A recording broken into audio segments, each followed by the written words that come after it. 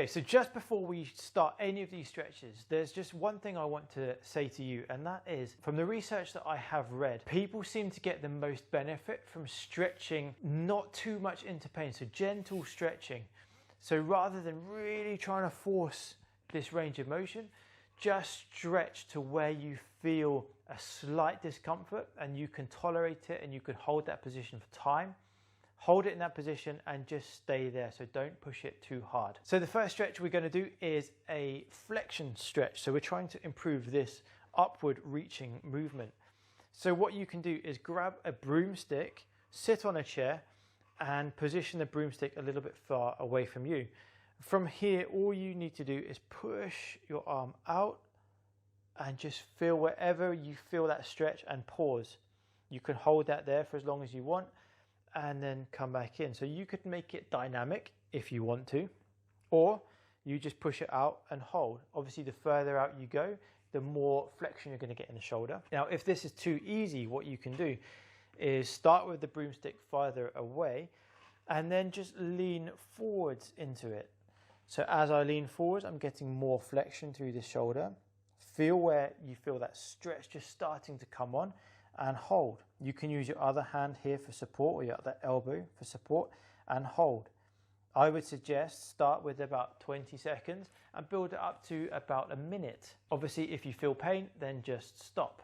Now, if you want to do flexion on the floor, again, you could do it with a broomstick. You could do it with two hands and take your arms over as far as they'll go and pause and hold that there. So you're letting gravity just pull your arms down towards the floor. It doesn't have to be with a broomstick. You could just do the affected side just like this. Now with gravity, that's going to put a bit more strain going through the shoulder, so it might be less comfortable for you. So what you could do is get some pillows and position that behind you. And so as you're coming down into this stretch, you use some support just to stop you going too far. So it stops you from overstretching. So if I feel a stretch here, I can hold that and I can stay in that position for as long as I want, 5 minutes, 10 minutes, even up to half an hour. There's no reason why you can't stay in a position for a long period of time. And evidence has shown that a long stretch, a long duration stretch with minimal tension is actually very beneficial for people with frozen shoulder. So you can also stretch your shoulder into flexion with one of these, a Swiss ball or a gym ball, stability ball. What I would do is put this ball on top of a table or a desk, and that way you can stay standing and you can push that ball further away.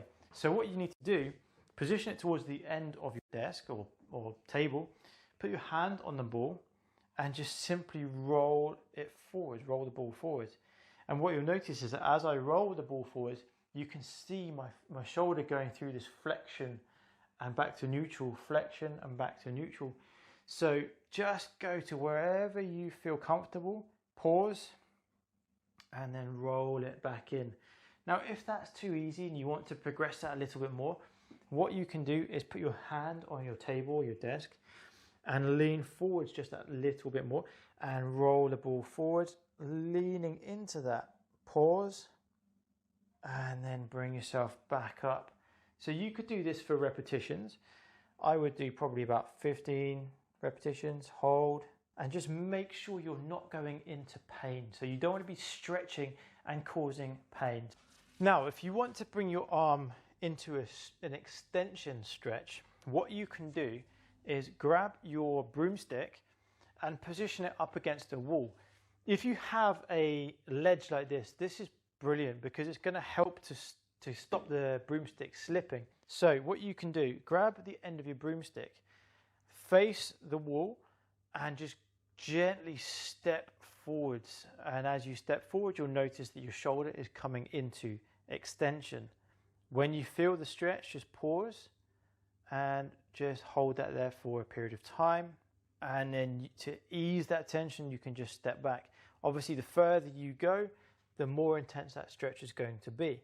So just go to wherever you feel comfortable, wherever it's just starting to stretch. So there's a couple of ways now that you can do this extension stretch, but in bed. Shuffle right up to the edge, and this is the bad shoulder we're going to stretch here.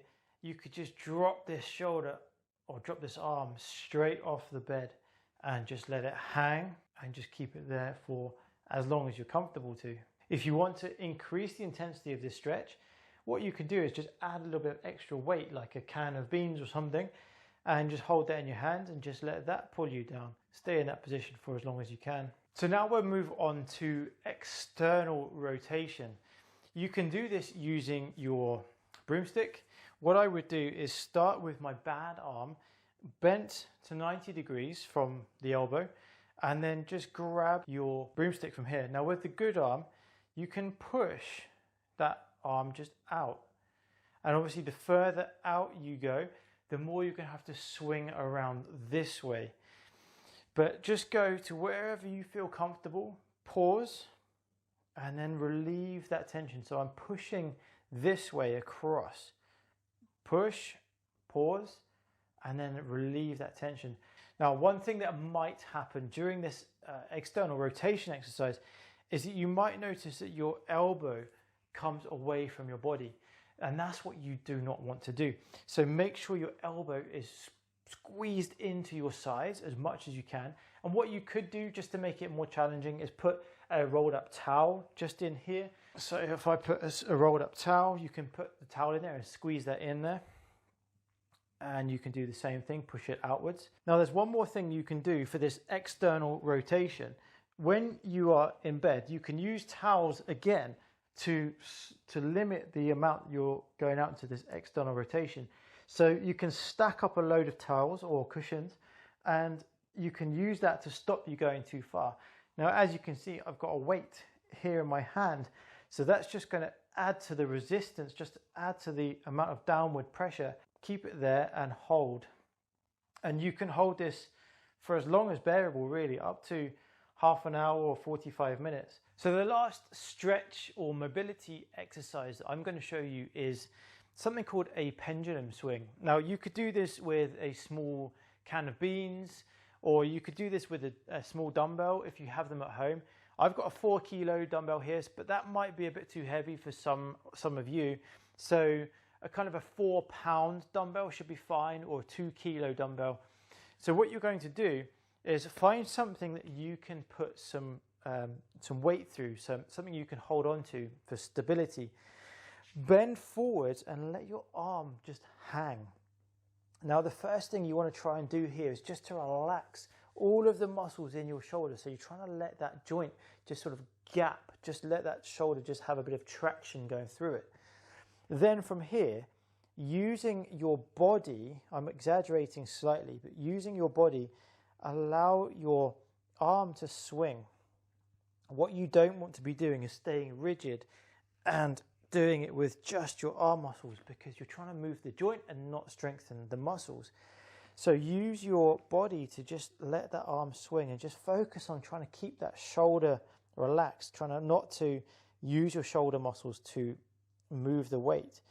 And just do that for a period of a minute or so, or 10 to 15 repetitions. And then, so I'm going forwards and backwards. So what you can then do is take your feet into a wide stance and shift your body from side to side. So now we're getting this sort of abduction and adduction movement. And you're using your body just to get that swing going through the shoulder, keep the shoulder relaxed. And then what you can do is you can use your body to start making some circles. So you could do 10 in one direction, and then you can do 10 in the other direction. This shouldn't cause you any pain. Obviously, if it does, then just stop, but it should feel like there's a bit of a pull going through your shoulder, and it's a nice way of just getting a bit more circulation of fluid around the shoulder joint, so it should feel quite nice. All right, guys, so we've done a whole load of stretches, and I hope that you've been able to follow along and they all make sense. Give them all a try. Now, there are some stretches there that you might be able to do for repetitions. You could start with 10, you can build it up to 20 or 30 or however many you like, as long as it doesn't cause you any pain or start to inflame anything.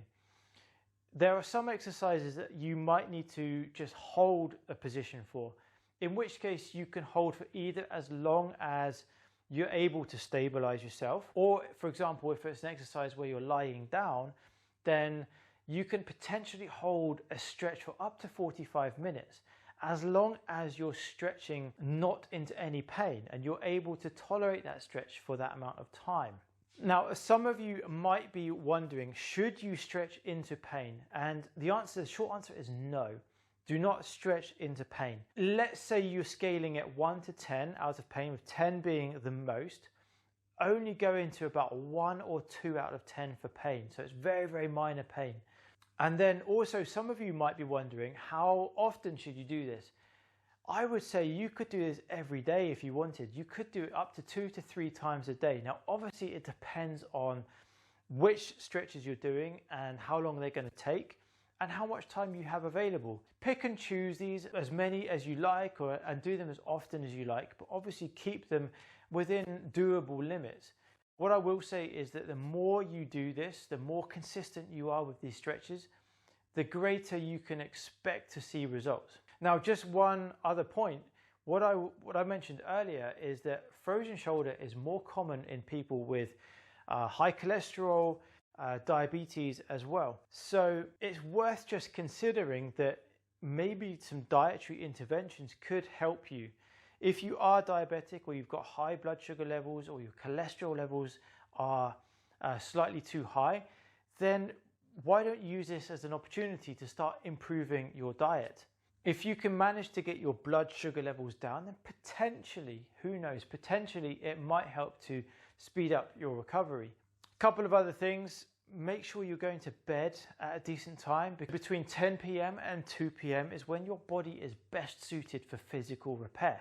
Now, if you're going to bed at around 12 a.m., 1 o'clock in the morning, 11:30 at night, whatever it is, then you're missing out on valuable time that's going to help you to physically repair. Also, I would just say, as a general lifestyle factor, make sure you're drinking plenty of water, getting a good amount of regular exercise, and just staying as fit and healthy as you can, because the healthier you are, the better your body is going to be able to fix its own problems.